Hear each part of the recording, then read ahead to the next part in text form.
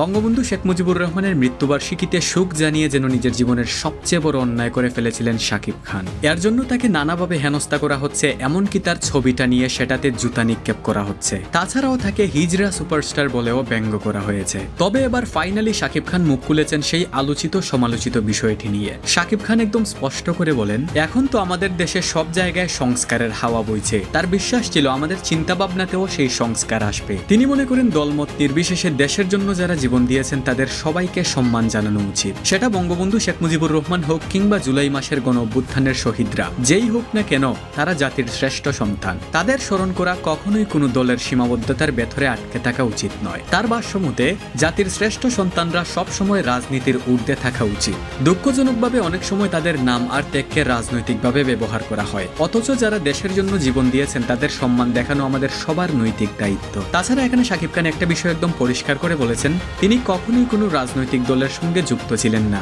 এমনকি কোনো রাজনৈতিক পদ বা সুবিধাও নেননি। বরং উল্টো অনেক সময় রাজনীতির কারণে ব্যক্তিগত কর্মজীবনে নানা সমস্যার সম্মুখীন হতে হয়েছে। এখন প্রশ্ন আসে, বঙ্গবন্ধুর প্রতি শোক জানিয়ে পোস্ট করা নিয়ে কেন এত বিতর্ক? এ নিয়ে শাকিব খান জবাব দিয়েছেন, আমার সেই পোস্ট কাউকে কষ্ট দেওয়ার জন্য ছিল না। যারা এটাকে নিয়ে আলাদা নেগেটিভ বানাচ্ছেন সেটা আসলে ঠিক নয়। আমি সব সময় দেশ এবং দেশের মানুষের জন্যই কাজ করি। So dear audience, this is the update about Shakib Khan. তাছাড়া ডিয়ার অডিয়েন্স, শাকিব খানের এই কথাগুলো আপনার কাছে কেমন লেগেছে? আপনার মতামত অবশ্যই কমেন্টে জানাবেন। And please guys, subscribe to our channel.